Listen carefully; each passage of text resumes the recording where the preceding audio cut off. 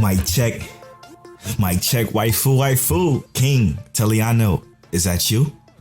Mr. Polo Born Fly, what's going on, bro? What's up there, boy? What's up, man? Baby? So we got some interesting topics. Oh my goodness. What? It's going to be a hell of an episode again. Episode 21, I thought was going to be our best episode, is our best episode right now to date. But episode 22, which is this episode, is fantastic. I'm your boy Polo. That's King Teliano. Let me tell y'all, before we do that, let's thank our sponsor, Lube Complex. Shout out to Lube Complex. Go to lubecomplex.com and get a shirt just like this one. Use the offer code Waifu to save on your entire cart and also support the podcast. Also, miccheckwaifuwaifu also has their own merch, as you see both of us wearing today. I got on the miccheckwaifuwaifu dad hat, and he has on the miccheckwaifuwaifu waifu Grace. She's dope. Hey. I love Grace. She's incredible. She's one of my favorites. Maybe third. It's Pansy or Miku. I can't determine which one yet. it ain't Grace. But check that stuff out. You go to that by going to teespring.com/stores/miccheckwaifuwaifu. Link will be in the show notes inside the Linktree links. Also, big fat shout out to our Patreon producers, Chris Goodywin, Monique Williams, and Connor, our brother. Thank you guys so much for supporting the show and keeping the lights on, keeping us going. And shout out to all of our other Patreon supporters as well, man. I appreciate y'all. We appreciate y'all so very, very much. Most definitely keeping us doing this. Yes, 100% facts. Please share the Patreon with your friends. Please share this podcast with your friends. And don't forget to rate it on all podcast services. Now, this is episode 22 of Mic Check Waifu Waifu. And I must say, we got some real thick topics for you. Teliano, my brother, where do you even want to start today? There's so many different places we can go. I mean, so do you want to start with the topic you put in the Facebook group? Either that, or we can start off with what we watch. Maybe we should start with what we watch and get through that quickly. Yeah, we can do that quickly. That actually sounds really good to me. Okay. So you want me to start off? Yes, sir. All right, cool. Bet. I'll take that. Challenge accepted. So first and foremost, there's a manga that I always say whenever I talk about manga is my favorite manga, called Twin Star Exorcist. Oh, yeah. And the anime was trash. Right. Well, just recently in the manga, they released a new chapter right after my baby was born, basically. Hey, congrats again. Thank you, sir. And everyone who else listened, thank you. I hadn't really had a chance catch up with it until, just recently. So I read the newest chapter. And they finally did the second time skip. So whoa. Time out. There's two? Yeah. So when we first start the series, they're 14-year-olds. Mm-hmm. 2 years time skip, they're 16. And the two are separated. They don't get to see each other anymore, even though they're going to be husband and wife. Oof. But they don't get to see each other for 2 years. Mm-hmm. And they train, get stronger. The girl no longer has powers. The guy still has his powers. Mm-hmm. And, it kind of progresses. Well, just now in the latest chapter, we get to kind of see the wrap up of everything. We see okay, they finally defeated the big bad that we had set this whole time. Mm-hmm. She came back. She had even more power than she's ever had before, but she had to become an impurity, or essentially a demon, basically, to even get these powers. Oh, that's what her nature is in the first place. That's what she was supposed to be in the beginning. And he's supposed to be the opposite. They're supposed to be yin and yang. No. Okay. So she's supposed to be the evil side of the power. He's supposed to be the good side of the power. But they have to work together to exorcise all the impurities in the world. Mm. Well, the actual goal for them is for them to have kids. They're really not even supposed to fight. But their goal is that if they ever have kids, they want to destroy all the impurities before that can even happen to their kids to have to do that. That sounds nuts. But basically, they wrap up everything. We see who's still alive, everything like that. And she kind of explains to him, because he had no idea what she had to go through to even regain her powers. Last time he saw her, she had no powers. She had lost all of her power and could not do anything. She was essentially like Sakura. Damn. Better than Sakura still, but Naruto.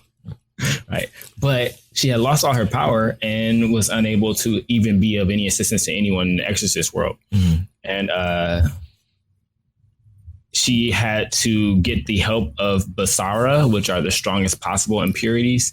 And she had to go to the very first impurity ever made and figure out how she was to get her powers. She goes through this trial where she basically almost dies, obviously, because she's the main character. Right. And she survives, comes out on top, where every other... So the Twin Star Exorcist, the backstory to the Twin Stars is that every generation, there's a new set of Twin Stars.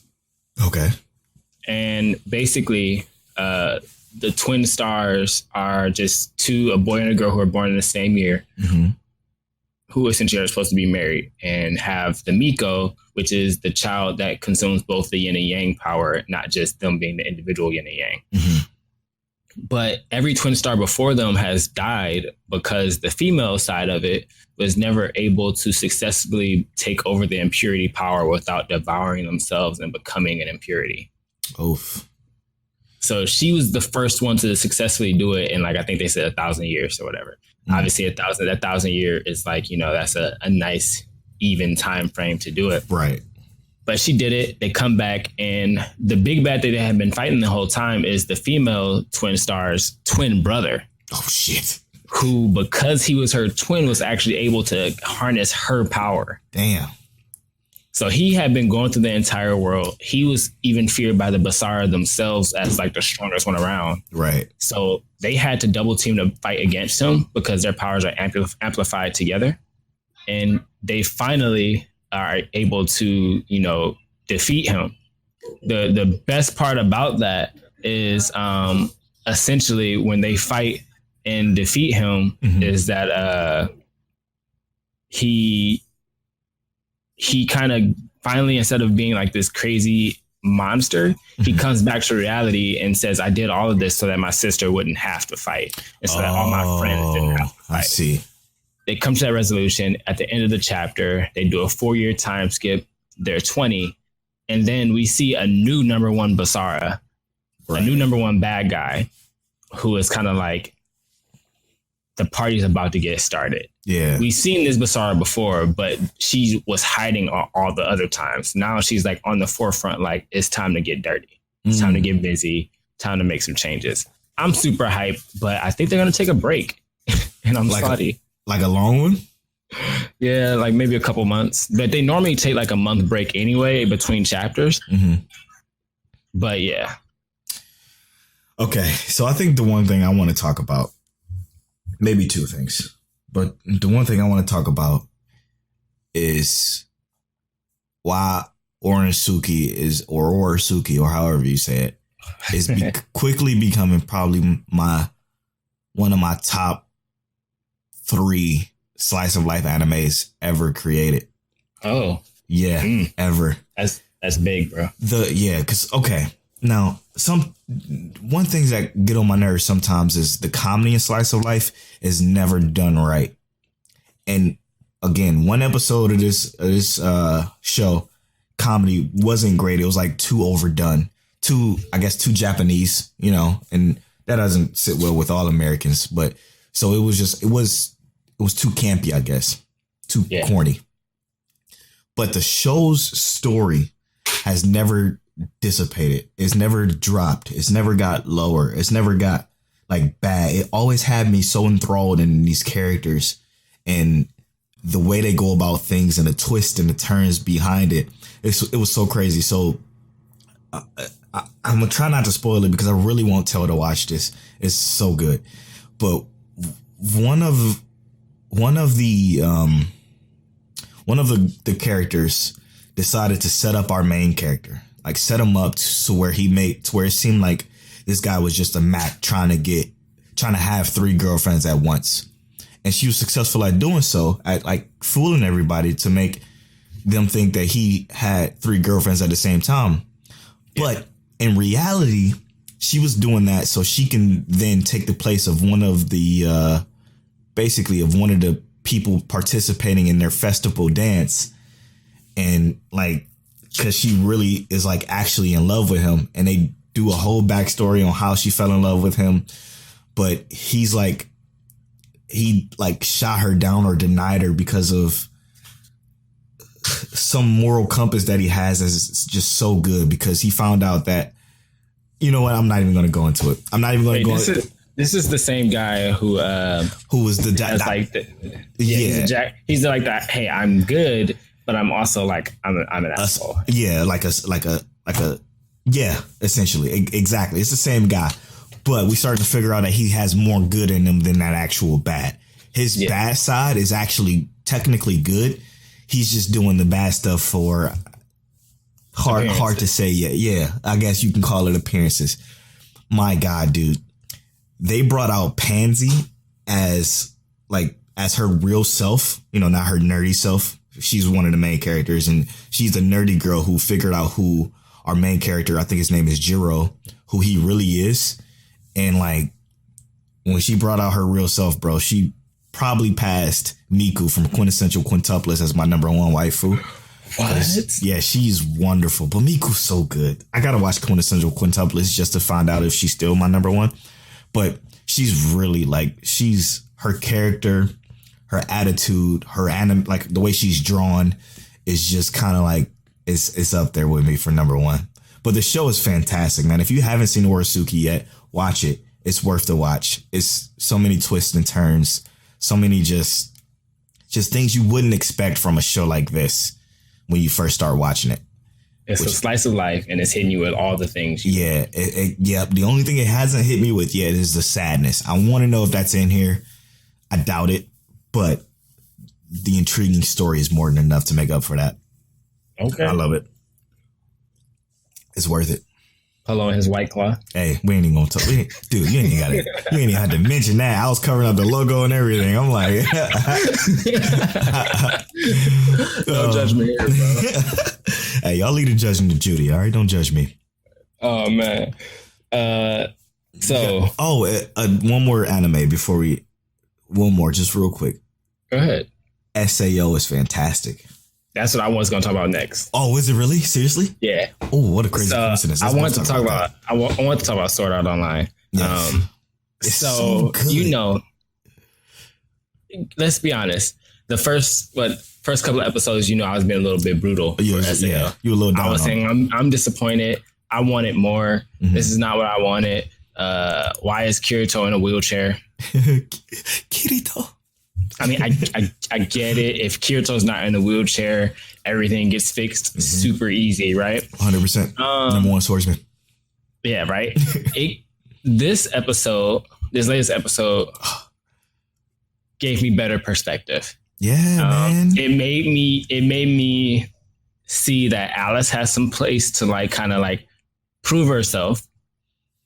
And I mean, she's already technically proven herself. No, she's proven. She said they were like, look, you're the only one who hasn't noticed it yet, but you're the strongest swordsman, While Kirito is vegetable.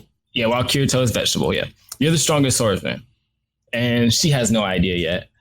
But we still have yet to see what her new level can take her. What's this new strongest weapon that they can carry? Mm-hmm. So I'm just going to say my favorite part of the episode was Kirito sitting in this chair and threw the little dagger at him, and Kirito's like, yeah, no, that's not happening. It sliced it away. He can't move, and yet he still is strong enough to say, yeah, we're not doing that. So not only did he slice it away, but it was aimed not even at him. It was aimed at Alice, and he still protected her.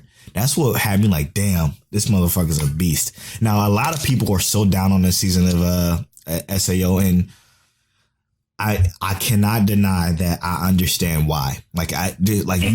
If you argue with me and say, hey, this season of SAO sucks, I can't say I can't say you're wrong. You know what I'm saying? I wouldn't even say it sucks though, because it doesn't suck. It doesn't suck. It's so good. But I mean, some people may, right?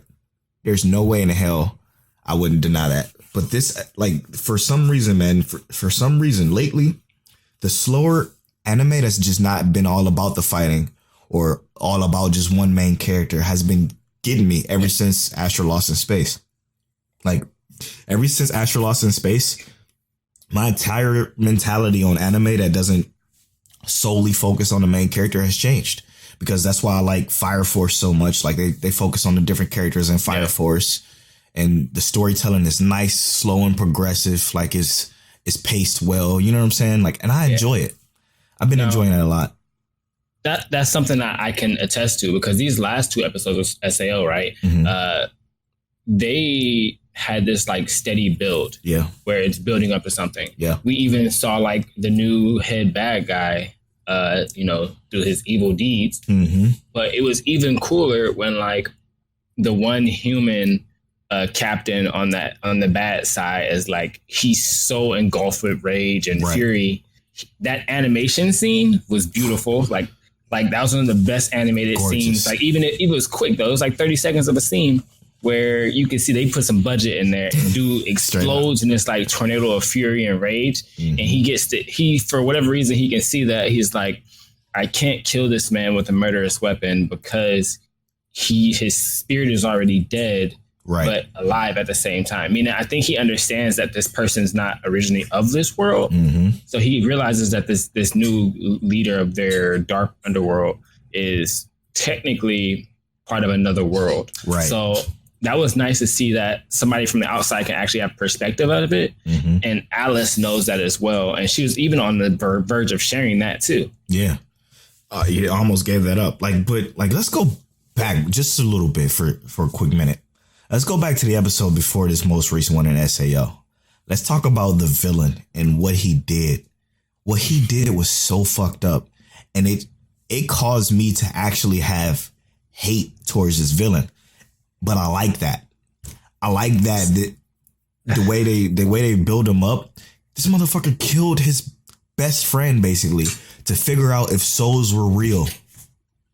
That's not why he did it. Essentially, it is, bro. Oh, I mean, okay, it is. Yeah. That is why he wanted to see that killing. His best friend. Yes. Yeah, that is why not he the did bug. it. I think they also said he did that with an initial floodlight though. So it was in another VR world. So no, I'm assuming it wasn't. That was real life, wasn't it? I mean, you can't experience that in real life. No, I think he's like either schizo or he's like something is wrong with his mind. That's why I feel like it was real life, and that's what he saw, quote unquote. Yeah. I could be wrong though. We'll have to see. I think I might have to rewatch it. I mean, I think that he did that in another VR world. I hope so. That he did make a statement that he had been going through other VR worlds to try and get that same experience. Yeah. But what I will say is that, yes, that was still very crazy, because even if that was another VR world, that was still a VR world with a flux light, which is essentially the human soul. So he killed someone in that world just so he can consume their soul and try and like live their life through that consumption. What game was that though? Like they never even mentioned that being another game. That's why I thought it was real life. And I also think that it kind of put some pieces together for us, because they were able to break into, this fortress essentially, right? This iron fortress on water, and hack into everything. They clearly have some kind of experience with this. So they could have been practicing with this beforehand or anything like that. I don't really know the scenario. But I thought you were saying you felt bad for him killing the old girl that was supposed to be in his room. No, I mean, no, that was awesome too, by the way. Yeah, I was like, he was supposed to do that. She tried to kill him. Straight up. No, that's expected. But I mean, her moralities were right. Like, she's trying to kill him because this fucking guy is ridiculous. She's like, yo, what you're trying to do is, I mean, I understand like we're the dark territory, more problems, but it's going to cause more problems. Exactly. So let's not do that. And it didn't quite work out for her. I will say the only thing that surprised me is how, and I mean, I guess it makes sense for this part of Sword Art Online, because last season of Sword Art Online, when they cut those dudes' arms off and stuff, and even when they went as far as like, the sexual explicit scenes, they got pretty dark on that. So when he killed this girl, I wasn't expecting to go that dark, but then I went and thought about it again. It's like they did even worse last season. Yeah, and it keeps getting darker and darker and darker as it goes. So. Which I'm okay with. Yeah. Just don't take it too far. True. Don't go too far, bro. Don't kill any children. No, you're right. That's a good point. That's hard to see. But boy, SAO was great. SAO was fantastic. Great. I take back everything I said before. And people don't like the second season. I'm gonna give a shout out to the homies right now. I listen to the Black Anime Podcast. Go check them out. It's BLXXK Anime Podcast on Spotify. Their podcast is dope. They also have the same kind of viewpoint we do, but it's also different. So check them out. They're awesome. I was listening to them and I liked the way they were talking about SAO and how they just said season 2 just sucks. And I disagree. Like, I like season 2. I understand why you say it sucked. I even like the Gun Gale Online parts. I like the ALO parts, even though it was like relatively slow. But the fighting scenes in that was fantastic. Like, I liked it. Okay, I liked it. I still like the story and the characters too. I liked the OVAs for Elf Online better than the actual Elf Online. Yeah, that season 2, to me, in my personal opinion, was the weaker of all of the Sword Art Online. It wasn't as strong. I agree, but it still was good to me. I think that it's better if you're watching it all in one. But if you're waiting for the next episode and you gotta wait, nah, man. Yeah, I'd rather just watch the original Sword Art Online, skip Elf Online, and then go straight to Gun Gale. Because Gun Gale, in my opinion, was better than Alpha Online. It was dope. But I like the OVAs for that. I'm just gonna say that. No, you're right. But yeah, listening to their podcast, they had a great topic too that we probably had to do one of these days. Their topic was the new big 3. I enjoyed that topic a lot, but I did disagree with one of them because one of them did say that one of the new big 3 is Black Clover. Let's talk a little bit about Black Clover, okay? Now, looking at our Facebook group, our boy, man, our homie, Desmond, he gave his review of Black Clover. He said he's about in the hundreds. 95 episodes in, I think he said. Okay, 95 episodes in. He gave it a 7.5. I think that's accurate. What? That's 7.5 on Black Clover? You think that's high for Black Clover? Yes. I don't know, bro. I read the manga. So I decided that, and that's what somebody in the Black Anime Podcast said, because the other host, which I don't know their names exactly yet, but I will say them next time. He did say, I am reading a manga though, so I haven't watched the show. So that's why he put it in his new big 3. 7.75? No. If we go off how they normally do the ratings for Big 3, Black Clover is worth it because of the sales. Black Clover's sales stack up to being in the new Big 3 if you take One Piece out of it. Understandable. And only because, think about it. It's the same shit, bro. It's the same. It's the same. In a sense. It's the same fairy tale story. It's the same Naruto story. The only difference is that they're accelerated times 100 compared to the speed of those other ones. Like, it's the same fucking story. That's why I cannot give it the credit that everybody else is giving it. The show is, I can't even call it, because mad decent is a compliment in our eyes. It's not even mad decent. It's barely decent. Barely decent. And the only reason why it's barely decent is the story. The bad guys in the story are good. And that's the only reason why. The animation blows. So what's your big 3 as of 2019? Your new big 3. Oh shit, we're gonna make this a topic now. Can't use the old one. Yeah, just do it. What's your new big 3? We'll go over it more in depth in maybe a later episode. But if you on the spot right now, first 3 to come to your mind. Shout out to Black Anime for this idea. Thank you guys. But off the top of my brain, Fire Force, My Hero, and Demon Slayer. Those are the big 3. What would you say? We'll go in depth on another episode. So obviously I had to say Demon Slayer because Demon Slayer, if like I said, normal big 3 rules is numbers. Numbers is all that matters. Yes, Demon Slayer is number 1 because it's outselling One Piece this year, which is ridiculous. I'm not gonna put Fire Force in there. Oh, I will for my personal 3.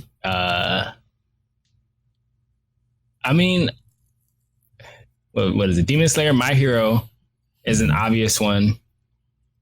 Probably Promised Neverland. I don't know. I also read the manga.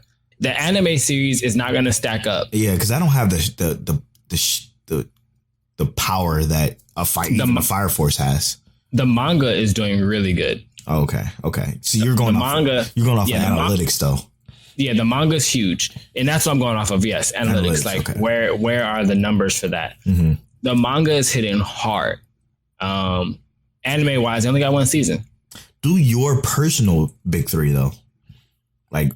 My personal big three is going to be Twin Star Exorcist, Twin Star Exorcist. Not the anime, by the way, the manga. The manga, of course. To clarify. Fate Grand Order. Mm-hmm. I like it. And then Demon Slayer. Yeah. That would be what I would pick. That's the only reason I'm not putting Astro Lost in Space in there is because it's only going to be for this year, and that's 100%. They're not giving us no more. Yeah, that's why I chose the three. Another thing I got to disagree with the Black Anime Boys with is they feel that Demon Slayer's story is not that great, which they are fucking wrong. Okay, objectively speaking, they're absolutely wrong on that one. Demon Slayer's story is phenomenal. It's way better than Black Clover's story ever. Ugh, dog. In my opinion, Demon Slayer has one of the more original storylines for a current anime. Right. Like everything at this point is you're weak and you become strong. Mm-hmm. And that's going to be the biggest anime. Or you already have power and you're something else, right? Yeah. We did watch him be weak at one point. Mm-hmm. But he was never truly weak. His family was always destined for this. Something, yeah. Yeah. And they walked into his house and he was like, no, how do I redeem this? How do I make this? How do I change this for the better? Right. So in my opinion, the best thing about Tanjiro is that he always played chess. No matter what he was doing, he always played chess, not checkers. And that to me is the smartest way of having the character develop. Like no matter what situation he's in, no matter what fight, even when he fought Giyu for the first time, he was playing chess when he when he threw up the what you call it and was like running like he's dope. He's dope. And he's not like Deku. Mm-hmm. You know, he's not yelling and crying like Asta. Asta, that first episode, bro. That first episode is terrible, bro. Almost gave me an aneurysm. I feel you. I can't believe you would say Black Clover is a 7, bro. Our boy Shinra, though. I mean, yeah, I'd definitely give Black Clover a 7 easy. Ugh, that's gross. That's in the manga, I don't have to hear nobody's voice. That's true. I keep forgetting you read the manga. I keep totally forgetting that. Fuck. Anyway, let's move on before this topic gets too much longer because we got a lot to talk about. Okay, so here we go. We have two different topics coming from posts that we made on Twitter or Facebook, and both of them are legitimately dope. Which one you want to go with first? You want to go with the one I posted? I like your topic. Okay, so what I posted on Twitter and Facebook was I said you have one anime show to show someone who doesn't watch anime. Which one are you showing them and why? We're going to share your responses on the podcast. So some of the responses we got were incredible. I love it. So I'm going to go through some of them right now. So one of them from one of our Twitter followers is his Twitter name is Get in the Mecca, which is hilarious. Apparently he has a podcast called Get in the Mecca Podcast. So that's one I have to check out. So Jamal, shout out to you. But he says Neon Genesis Evangelion because it would leave him nice. It would leave him nice and confused. For sure. Which I appreciate because that's a fact. What you want to read the next one or you want me to keep going? I can go out the Facebook group real quick. Yeah. Our boy Drew in the Facebook group said Full Metal Alchemist Brotherhood. Amazing story, amazing characters, full of different emotions. And I mean, that's a given. I think anyone who's experienced in anime would agree with that in general. That whole Full Metal Alchemist is the easy way to come in. Yeah. Straight up. Straight up. That's a really good one. So I'm gonna go with The Possibility on Twitter. That's THEE Possibility on Twitter, or Negai Springfield. He says Fate Zero, one of the most iconic series. So more to watch. Characters, story, animation, fights are all top tier. That's the one he'll show somebody, which is 100% a fact. Couldn't agree with him more on that one. I love that entire idea. Yeah. I just didn't want to be the one to say it. Yeah. That's why I went ahead and jumped to that one, because I knew you would want to. I appreciate you, brother. Straight up. Now, my personal waifu, Monique Williams. Hey. She said The Promised Neverland because it didn't feel like she was watching anime, you know?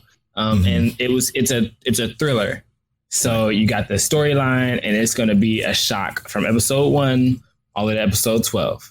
And my wife liked it, and she doesn't even watch anime. The only other one she actually sat down and watched and enjoyed was Death Note. Mm-hmm. So you can tell she has a type when it comes to these anime. Straight up. So I definitely think Promised Neverland is one that you can ease into if you don't, you don't watch anime. That's a banger for you. Straight up. I'm going to go to another one I mentioned, Promised Neverland. He's God Punch Pat. He says Promised Neverland episode 1. Now fall down a rabbit hole you'll never climb out of. I love that.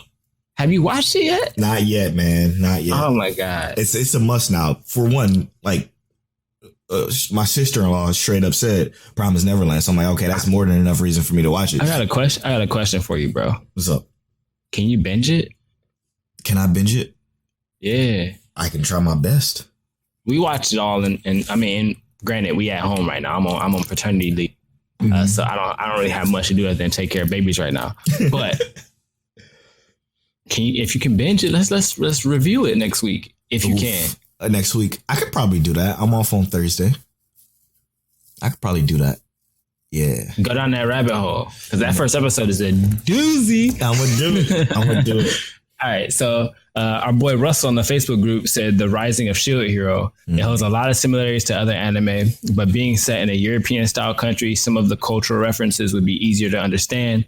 It's also set like an RPG, so it's even more relatable to those who enjoy those type of video games. So you have like a leveling structure, different elemental weaknesses, shield versus spear, that kind of deal, right? Yeah. Obviously, certain heroes have advantages over other heroes. It's very easily understandable to people who play video games but don't watch anime. Great choice. So I'm gonna do 2 really quick, because one of them is he just says an anime. His Twitter handle is _RobJ. He just says Death Note or Samurai Champloo. And then I had him clarify on which one of those he would choose, and he chose Death Note. Another one is from now this is funny. This one comes from Kitatani Hikaru. They say Hayaku. And he says with that, or she, because I don't know. I wasn't going to assume anybody's gender. Even if someone that doesn't play or like volleyball, I think Hayaku will be great. A great starter anime. It's hilarious. It's amazing. And it's so good. You can't hate it. Yeah. Haikyuu. I have to start that one. Yeah. I've been waiting to, and I really have to start it. It's a sports anime, so you know I ain't touching it. I know you're not going to touch it, but it looks so hype. Everybody said that, though. That's not the first person I ever heard mention that anime. All right. So we got Christian Murphy. He says Yu Yu Hakusho because it's both an emotional roller coaster and it's so quintessentially 90s. That's true. That's a fact. Yes. It's one of those anime that it gives you some interesting stuff in the beginning. I don't feel like it's really action packed from the jump. No. But it goes from like, I guess, soul detective, spirit detective, right, to like, oh, we in the heat of it and we fighting. Mm-hmm. Some other shit. And it's dark as hell too. It's really dark. Is. It's really good though. Art style is pretty good. I have to say that's definitely one I would choose. Yeah, that's a good one. That's a real good one. So somebody from Twitter, CPZ says Attack on Titan or Code Geass. Code Geass because the intriguing story. It was new at the time for me because everything was so similar until I watched Code Geass on Adult Swim. And then he said Attack on Titan. It just speaks for itself. Which I appreciate. Attack on Titan would definitely be a big 3. Yeah, 100%. I don't even know why we didn't mention. We'll talk about that in another. Yeah, Attack on Titan is wild. So my friend Peter, he said Naruto. Wait, is Peter the one that always put Naruto memes? Now, yeah, it's hard for me to say Naruto wrong. So well, he don't put the T, he puts a D. Yeah, so he puts a D. He puts a D every time he posts a Naruto meme in our Facebook group, and he just says Naruto. Yeah, he always does Naruto memes. I think he posted one meme that wasn't Naruto, and wait, is that Peter? Did he really do that? Wait, did he put Naruto? It's hard for me to say it wrong. Naruto as a caption. He put yeah. Normally Naruto is the caption. Yeah. What did he put? I can't remember. It was a while ago, bro. I'm actually baffled by that. You about to look for it? No, I'm gonna go with this. Jacob Mills says Ramoni Kenshin, and I said, "Oh, please, why that one?" I really wanted to know why he would suggest that as somebody's first anime. He said it's great. It's a great period piece anime without some of the craziness you get from other shonen animes, plus a lack of bad filler and great fights, character development, and relationships. That's real. Now, shout out to you, Jacob. That's a great one. I don't know if you know this, but Jacob is currently the DM for my Dungeons and Dragons game. Oh no, I didn't know that. Oh shit, dope. I took a little bit of break because, like I said, the baby and stuff like that. Of course, but Jacob is awesome on like the storyline kind of stuff. Yeah, and Ramoni is one for the story for sure. Yeah, so I think he chose that out of like instinct. Good choice, Jacob. I appreciate that. That's a great choice. Now, Jonathan Nixon said probably Ghost in the Shell. Oof. The real one, not the ScarJo movie. I'm with that. Now, I think he wasn't the only person to say Ghost in the Shell, but Ghost in the Shell, like Standalone Complex, all that kind of stuff, those are classics. Like they're not old because they're really not old. That's a 2000. That's a mid 2005 kind of anime, right? So it's not like old, but it feels like a classic. It was beautiful. The story was good. You related to the characters. It feels like, I mean, I'm gonna go to this next one. As soon as I find it, because this kind of relates with each other. So I'm gonna go to. Sorry, give me 1 second. I'm gonna filter. I'm gonna go to one of our Patreon producers. Is the Goody Win. Hey. Goody Win says Cowboy Bebop all day. Now, but secretly I want to say Tenchi Mayo, which is Muyo. Sorry, which is another great one. But Cowboy Bebop and Ghost in the Shell goes in the same category for me. Those two anime remind me of dope ass sci-fi TV shows, like from the Sci-Fi Channel. Like it reminds me of like something my father would watch, which I learned from Ghost in the Shell from my father because he had it back in Texas in like 2008, and he gave me the DVDs. And that's another one I watched. Ghost in the Shell was mad dope, and it just reminds me of a great like sci-fi show, along with Cowboy Bebop. For sure. And those are good first animes for sure. Since we on that Cowboy Bebop train, I'm gonna go with Burt Jordan. Hey, our brother. Our brother. I love this guy to death. Hey, congrats to him on getting third place in a fighting game tournament. Tekken tournament, yeah. Tekken tournament, yeah. So one of these days we're gonna have him on the show to talk about that. Maybe might check Encore. Yeah, maybe Encore. All right. He said Cowboy Bebop for the drama, but he did also add if he was like looking for action, maybe One Punch Man or suspense, Death Note. But he was saying he would base it off the taste of the person that you're recommending it to. Obviously, we would do the same thing. But I mean, all of those are pretty good ones. That One Punch Man is the first on this list so far. Really? Yeah. Yeah, no one else said One Punch Man, really. So, but that's a pretty good one. It's like satire. It's not hilarious, but it's kind of decently funny. I would disagree with that. Like, as a first anime, I don't know if One Punch Man to be the one. Maybe it's too, like, if you don't understand anime, if you never watched anime, watching One Punch Man and have you like, oh, fuck, what the hell? I guess that's kind of true, because it's making fun of anime. Exactly. You don't know the satire behind everything that they doing in the show. I mean, it's making fun of Superman too. Well, that's a good point. It's an entire parody. Like, the point of it is to parody anime, which is dope. So that's kind of hard to be the first one to recommend, but I understand why. I'm gonna go with Tony Bella. Tony Bella says Death Note since it's one of the more popular anime and people who don't watch anime tend to like more. And he says also My Hero Academia for the same reason. America has a huge pop culture influx of superheroes. I'm surprised not more popular amongst fans. It's not more popular amongst fans of the MCU, honestly. And I have a feeling, okay, this is Tajay talking now, or Polo. I have a feeling that if you're a fan of the MCU and you haven't watched anime, if you watch My Hero, you will become a fan of anime.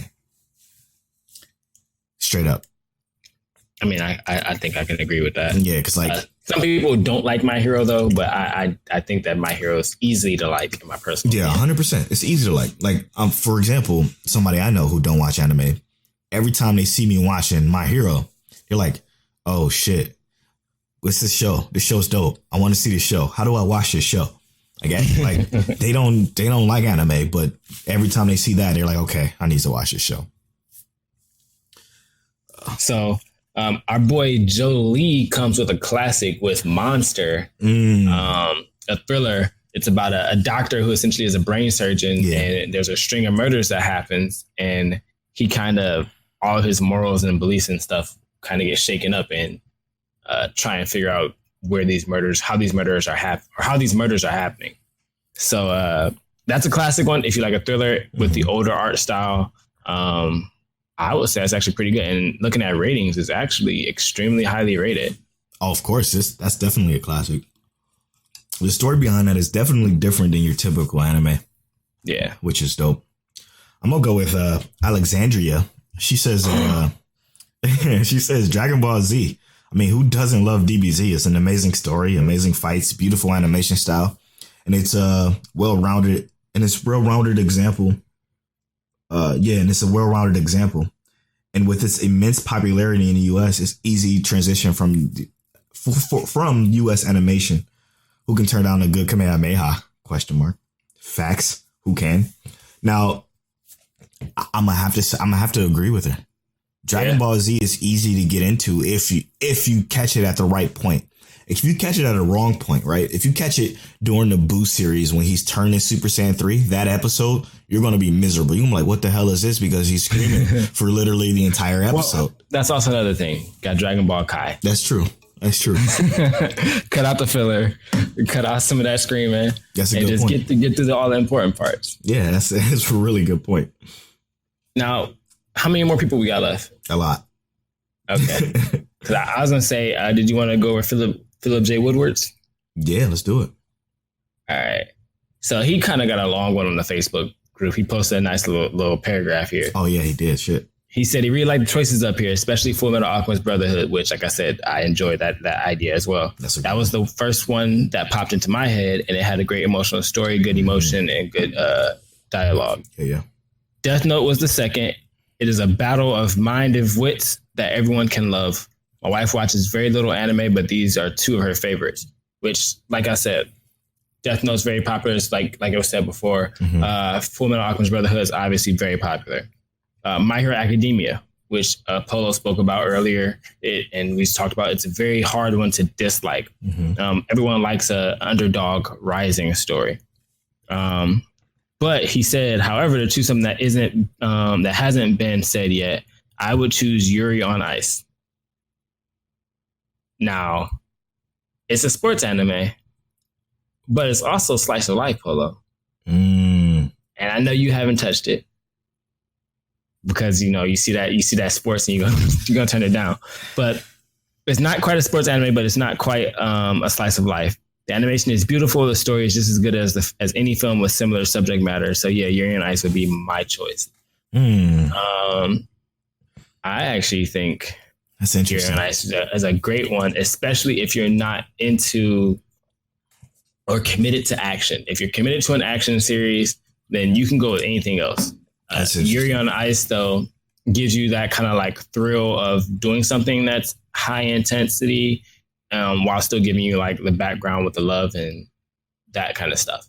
So I would say that's a great list to go off of for like new recommendations. 100%. Like I would never, like One thing I've learned doing this podcast and meeting and getting to know Philip, I would never discount any of his recommendations. He's good. He's good at it. His discussion of anime is right up there with ours, which is dope because I didn't think we would ever find. He's up there. I enjoy it. So I'm gonna take his Yuri on Ice recommendation and I'm gonna consider watching it. I'm gonna go with Larry McSweeney. He says Mishi Shi. To the uninitiated, anime may seem like it's all tentacle porn and ninjas yelling about dance move. This would hopefully remind them that all media is versatile and is constrained only by the imagination and ingenuity of the creators.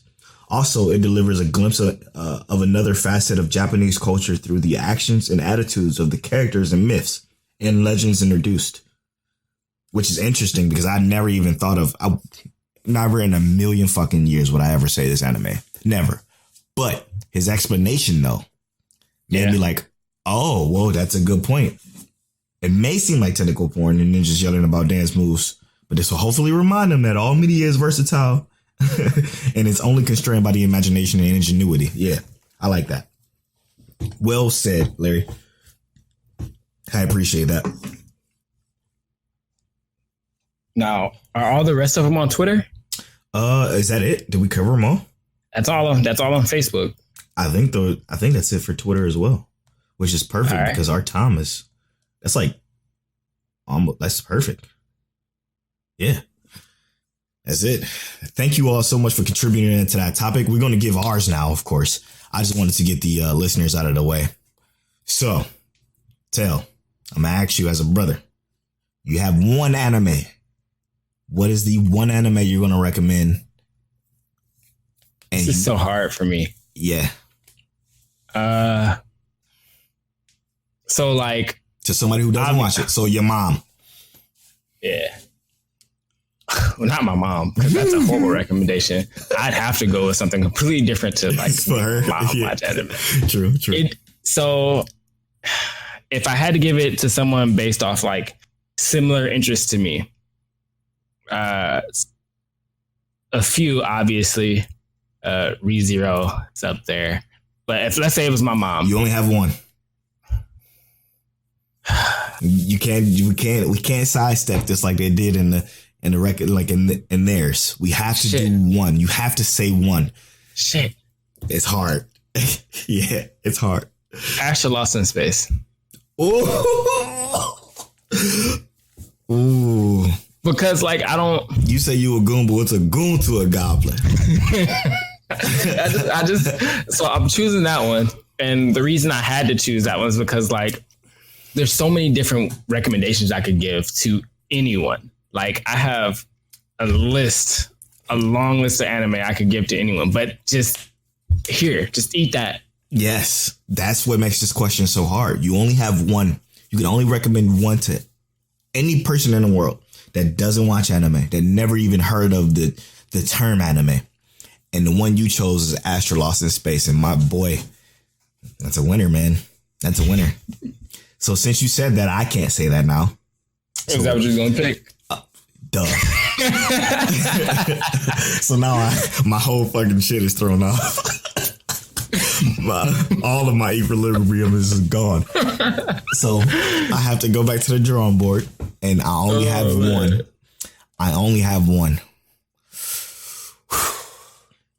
I mean, there's only one other I would choose after that. I'm gonna have to say My Hero. But I don't want to do one that we already did. Yeah, give us something fresh, bro. I'm surprised. I'm really surprised. I'm gonna give us something fresh, because I can't say Clannad. I would never say Clannad because that's not a good first one.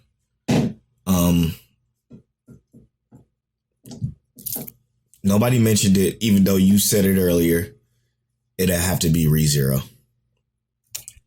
Yes, because that's a winner. Yeah, because seriously, like ReZero, and the reason why I chose ReZero is it's so good at explaining the world. You want to find an anime.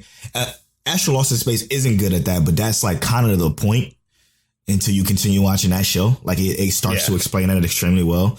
But ReZero does a great job of of setting you up to understand what the hell is going on from episode 1. And then like any normal person in the world has seen Groundhog's Day or Edge of Tomorrow. Like the movies is like based off of that. Oh, I wake up in the same place to do it all over again. Like that, people understand that concept. So if you understand that concept, you will understand this anime. And then as it continues, you'll get more and more enthralled and invested in the characters in the world, which I enjoy. Yes. So that'll be mine. Fuck, you fucked me with picking Astro Lost in Space. But yes, yeah, that's. Hey yo, hello, Barnfly. It be like that sometimes. It do. True. That was good though. That's good, man. That's a fantastic topic. But we about 45 minutes into this episode. Is it break time? I think it's break time. Now, Tail gave me a song during the week that is freaking phenomenal, man. It's by I don't know if she says Lilac X, but I'm gonna say it. It's by Lilac X. It's called Vibe Filled. This song, oh my god, when I played it, I'm like, oh, this is the vibes right here. I'm like, I was getting it, dude. This is an enjoyable song. Another enjoyable song. We've been killing it with this music lately. So I'm going to say this. Okay. If you have any songs that you recommend we play during a break, we'll listen to it, but it has to be up to our taste, our standards. Yes.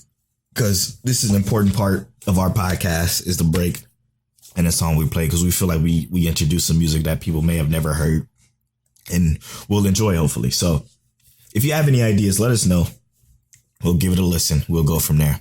And I do want to also say thank you so much for listening to episode 21, the recommendations. That episode is popping off on our stat sheet.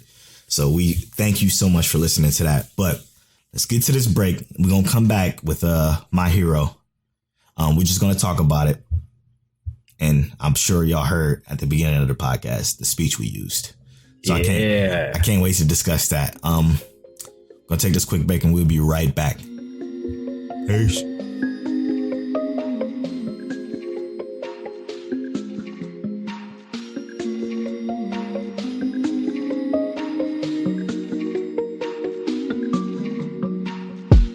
You gotta feel my soul before it may body.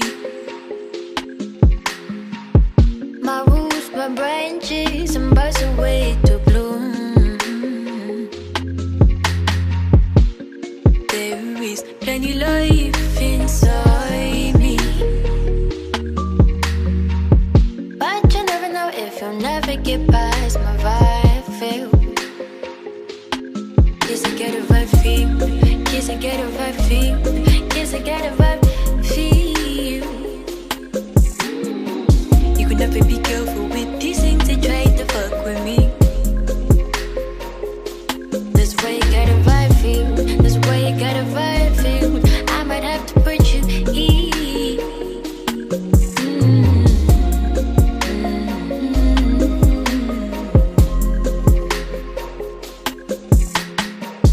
This planet is unknown to those who have no soul. This mind is locked to those who cannot grab a hold. And if you wanna know, you're gonna have to get a suit of armor. This ain't no easy read.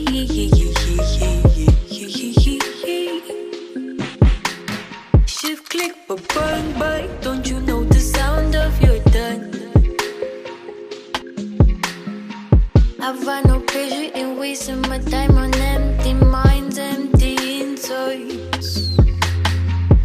Brushing off my soul can tarnish this place gold. And now you know, and now you know.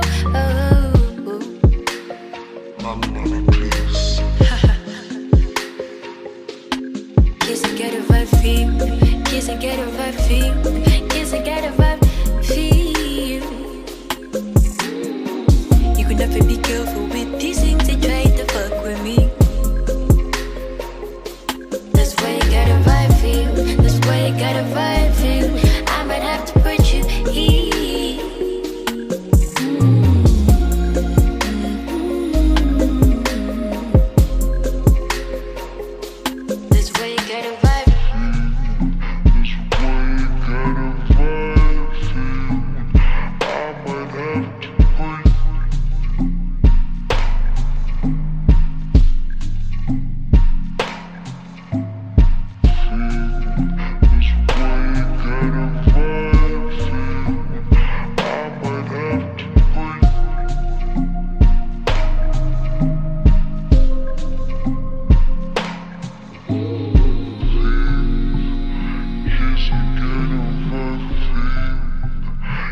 That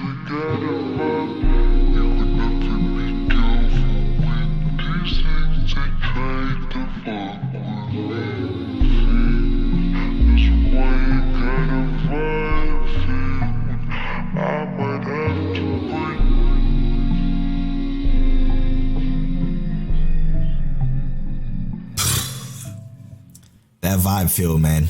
Lilac, thank you so much for letting us use that song. It's fantastic. I enjoy it so much.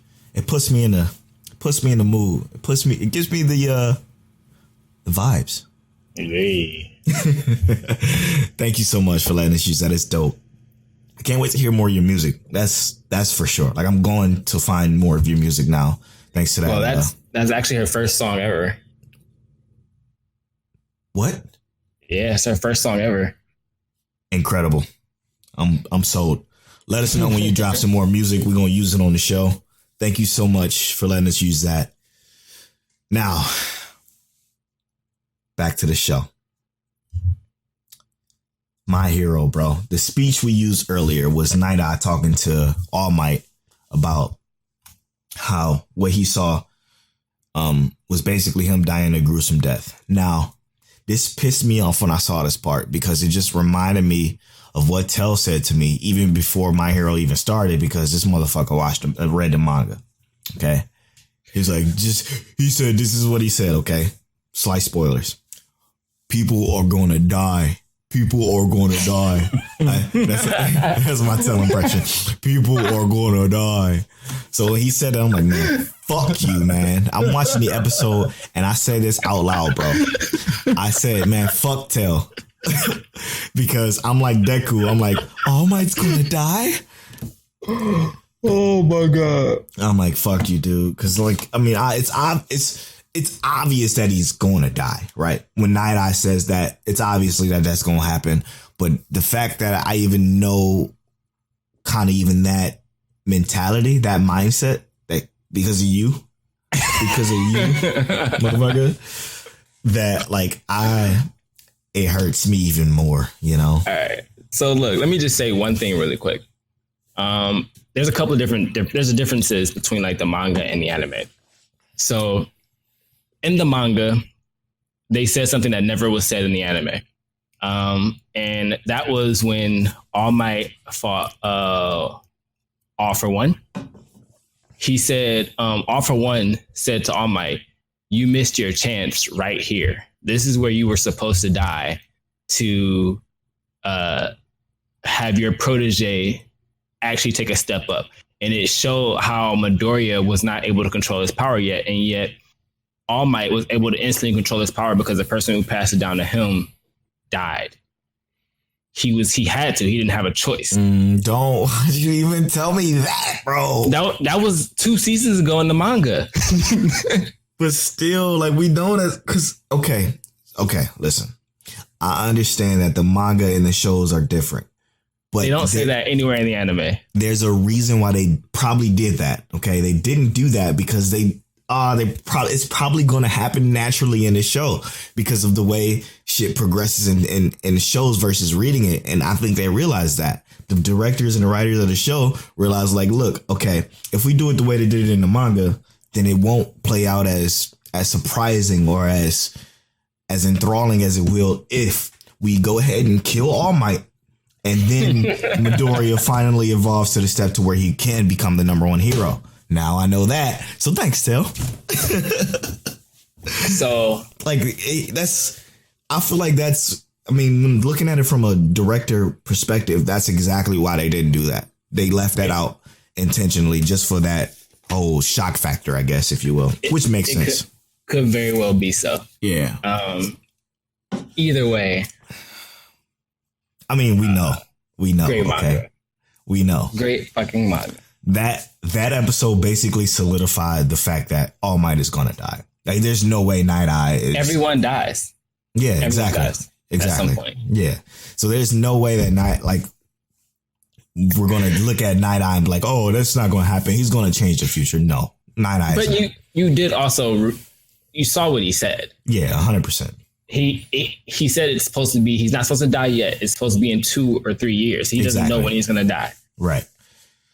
But he knows it's gonna happen, and there's no way, even as a normal viewer, that somebody's not watching My Hero right now and thinking that All Might is gonna survive. There's no way. There's absolutely no way. With the way they build up the villain, with the way they, speaking of building up the villain, boy, when they saw him, when they were walking the streets, bro, my butt cheeks was clenched so fucking tight, dog. I'm like. So how shook were you when she's like, she's holding on to Deku, and Deku like, I ain't gonna back down. I'm not backing down. You like, Deku, back down. Just chill, bruh. Back down, just please. Chill. When Million was like, oh, your mask came off. That silly mask, because he was like showing that he was basically exposing the fact that he was feeling angst against him, not even meeting him. Because they already know who he is, and they don't know that. They know that it was crazy, dog. I'm like, yo, Midoriya, stop. Your face is giving this shit away. And then then Million did that. I'm like, oh, he's fucking awesome. One of the best parts before the speech was when they walk back into the alley. Yeah. And he's kind of just like walking, right? Mm-hmm. And he doesn't change his tone. He keeps the same energy. Mm-hmm. And all he does is starts to touch his glove. And Eri is instantly like, oh, nope, time to leave. All right, Deku, see you later. I can't hang out with you right now. After she was saying, don't leave me. Don't let me go. Nope. He just started to like, you see he breaks out in hives. He doesn't like quirk. He started to break out in hives as soon as he was getting ready to use this quirk. Yep. The idea of using the quirk is so disgusting to him. Yep. But it's like he will do it if he has to. Yep. And it's just like, this guy's a monster. Straight up. I don't know. Okay, again, to those of you that listen to the beginning of the show, I just have to say this. Those of you who are I'm so subbed, you had to listen to that speech at the beginning. It's like, damn, Dubs got it, dog, because that shit was dope. For one, those actors fucking killed it. I just had to throw that in there. But it reminds me of the episode when Deku is agitated and he's like in his inner monologuing. That shit, man, you can feel it. You can feel his like his rage building up inside of him. That just. Oh my God, it's amazing. It's amazing. But was it really rage, or was it Deku's like inner hero? You know, it was his inner hero for sure. Yeah, from episode 1, he's been I'm the hero. Yeah. I have to move forward, and no matter what, straight up. So like, no matter how weak he is, he's going to try. Yeah, I'm definitely going to say it's his inner hero. True. Trying to come out, and that's what he was doing since the moment they made that scene. That's a fact. And it would have been very bad for them. 100, 1,000,000%. There's nothing that they could have done to change the outcome if they had tried to tussle with him. I know, dog, I know. And just thinking about it, what would have happened? He would have did his shoot style, instantly got touched, and just imploded. Well, also, you remember what they said though? They said that there were heists that were pulled off. And no one was hurt. They just remember everything going black and being unconscious and then just being on the ground. So he literally was tearing people apart and then putting them back together as if nothing happened. That's what they said. You didn't catch that? Mind fucking blown. He's like, oh no. So when they were transporting and I don't know if you know what they were transporting because they didn't really say it. So I don't actually even know what they were transporting. They were transporting something. That he was trying to get a hold of. And basically he went in, tore all the people apart, got what he wanted, put them back together, and left. So when they said that, I didn't take that as that at all. At all. Like I didn't get that at all. So this is coming to a surprise to me, and I'm glad I know now, because now that sentence makes sense. Yeah. It's like he went in and committed the crime, but they couldn't even find any issues as if a crime was committed. No one was hurt. No one was bruised. And they said, they made a statement that people felt better than they had in years. Like the people he attacked felt better than they had ever felt.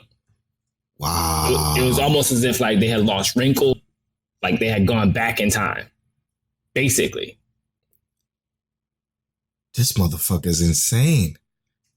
So it's like if you Overhaul is a monster, and how do you even pull that off? How do you beat that? Well, how do you even touch people? Like, yeah, like people find out what your quirk is, they're not gonna let you touch them. But it's like that's why he had the gloves. He pulled off that heist without a single casualty. No camera saw him. That's professional, bro. I mean, Yakuza for sure. Oh man, holy shit, man. Overall, though, this season is moving at a snail's pace that I fucking enjoy so much, man. It's moving so slow. Like, it's going so slow, but I'm not even... You think it's moving slow? Yeah, it's moving slow. Damn, I think it's moving fast, bro. Well, because this goes to you reading the manga. Like, it's like, there's no real, like, action per se yet. There's been one or two instances, but again, it goes back to what I was talking about earlier in this episode. The buildup is so good, man. They're doing such a good job. This year of anime is doing such a good job of just building up to what is going to be or what it is. Demon Slayer did it. Fire Force did it. Astro Lost in Space did it the best. But like, they're doing so well at just building that shit up. And I'm so happy to be just an anime fan at this time, because this is just, it's perfect. I'm enjoying it. Oh yeah, for sure, man. I wish you didn't read the fucking manga though. I wish you was experiencing this with me the same way. I don't have a choice. It's too good for me to not at this point. I understand. Too fucking good. I want to know, like, what are your predictions? Oh, here you go, because you know.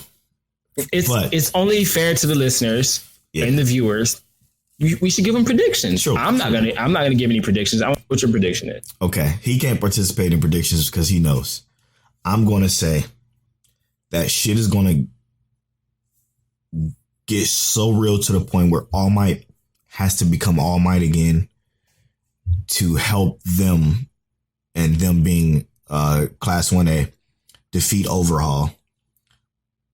And he sacrificed himself to save Deku because Deku blindly goes into something he's not supposed to. All Might sacrifices himself, and that's how he dies his gruesome death. But that also awakens One for All and Midoriya even more. So he gonna be going to California Smash and shit. And California kicking the fuck out of Overhaul. Probably kick his head off. And that's my actual prediction. Like, I'm not even playing.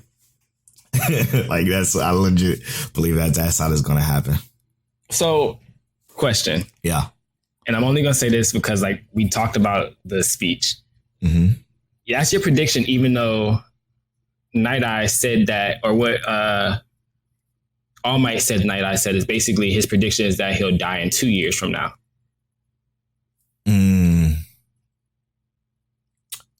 Damn. I didn't even think about that. I forgot about that. I'm just wondering. No. Thanks for keeping me honest. 2 years from now. I mean, to be honest, it could be because Overhaul could be the patient type, because you see the way he's been waiting as the Yakuza the entire time the League of the Villains were doing their thing. You know what I'm saying? Like, he's patient enough to wait. Will he wait 2 years though? I don't know. Yeah. He also said that Night Eye's prediction gets more inaccurate the longer it goes. So, I mean, he had to predict years and years and years into the future. True. They don't know when it could be the next time this happens. It could be now. So I'm just trying to, give you some misdirection. Yeah, I see. Well, that's mine. I mean, that's just decent, I guess. It's just what I think. It is. I like it. I like it too. Hey, listeners, thank y'all so much for rocking with us, man. I seriously cannot thank you enough. Share this podcast with everybody you know that likes anime. Get those ears on us. Like, again, this anime is for everybody, not just for a specific group of people. It's for all people. So share it with your friends and family members that like anime. Check out our merch, teespring.com/store/miccheckwaifuwaifu. We got some new stuff coming. Probably even later on tonight, might have a new shirt that might represent Mic Check manga, which is we cover now every 3 weeks, which we'll be picking back up on next week. Yep. Because that'll be the third week. Mission Yozakura Family, Mic Check Manga. Check that out. If you want, only if you want, it would be greatly appreciated. Support the show by going to patreon.com/miccheckwaifuwaifu because you can get some cool stuff there, like the video version of us. You get to see our faces and our cool shirts and our cool hats and our reactions to stuff. You get to see that before everybody else. Montel exaggerating everything Polo says. Yeah. You get to watch that the day that this podcast comes out. Also, you get access to our bonus podcast, Mic Check Encore, which is strictly about everything and nothing at the same time. So we talked. That last episode though was fire, dude. It was so good. Episode 8 of Mic Check Encore is real good. We talked about music mostly that episode. We talked about Death Stranding. You might want to stay tuned to that podcast because we're gonna be talking about some Pokemon once we get it. So yeah, it comes out on Friday. Shit, man, I gotta get that game. Okay. Anyway, thanks for listening to us, man. I'm at Polo Bornfly on all social media. And I am King Teliano on all social media. Give us a follow there at Mic Check Waifu on Twitter and Mic Check Waifu on Instagram. And join the Facebook group where all the action goes down. Thank you all so much for listening. We see y'all next episode. Peace. Peace. Mic check 1 2 1 2. My sweet waifu. Is that you?